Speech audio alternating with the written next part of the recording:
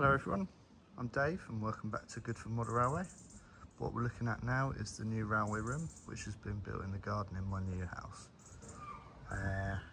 The dimensions internally are around 32 foot by 9 foot, and this has been spec'd up specifically to build a model railway in, but obviously with the intention of potentially a different use further down the line. But as it stands, that's what it's been built for.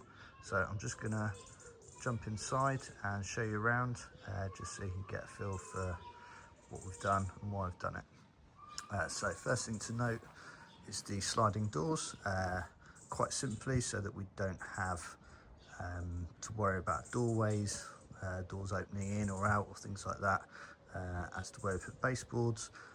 And actually the layout plan that we've come up with, if you look at the last video, is a bent dog leg and doesn't necessarily worry about that. So let's just jump in. So here we are inside. So first thing to note is the blue walls have actually been painted in sky blue. This is so that any shots taken,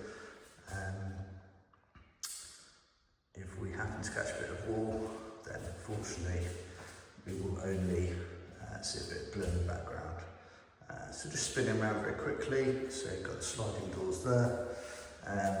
Light switches at a height slightly higher than you normally would. Then the baseboards will probably come up to around here maybe. We've put a socket in up there, so we're going to have a desk where that socket is down the bottom, and a shelf with all the Z21 equipment on up there, and maybe even the TV.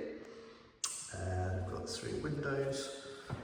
There's no other sockets on this side of the room, but we do have a socket down the bottom here, and we've got, we're over here, we've got 2 storage heaters. There isn't a great place to put these if we're going to have railway all around the edges. Another socket there. The reason why we've got intermittent sockets is if we ever wanted to split the room into 2 or 3, then we've got the provision to break it up, so you could have a wall there and then a wall that bit there potentially. These 2 little bits here have got a bit of trunking that go behind. So the original intention was to put a TV up to there, but unfortunately I have moved the layout around since originally spec'd in, but that's fine. We can put something up there to cover that up if we need to. What else? We've got a fuse board up there. So the lighting, initially we thought it was overkill, but actually I don't think it is. So for the size of the room, we've got 3 lines of 8 lights. I wanted to have too much lighting, if anything, rather than not enough, especially for filming. And each of the 3 rows can be controlled independently, so we can play around with that as and when we're filming. The flooring is probably worth mentioning as well. So we've gone for a real solid base on the floor, and this is hardened laminate. It is waterproof. It's designed for kitchens and bathrooms. Really strong solid stuff. I was going to go for carpet, but I think there would be scope for it to have got ruined, especially if we accidentally spill something. At least with this flooring, it's easy to clean up should we need to. It's a timber building with strong framework. We do have a plan of all the frames behind the plasterboarded walls, so I can quite easily drill in to fix the layouts of the walls, so I know exactly where all the uprights are. The middle noggins that go around were at the previous baseboard height, which was 140, but I think we're going to bring it down ever so slightly, so it'll sit just below the window.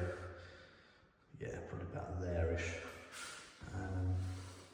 And insulation for the room as well, we've gone for soundproofing insulation in the walls, just in case of, well, just trying to keep the echo down a little bit as well. yeah, and I think that covers about everything. Yeah, got the fuse board in here.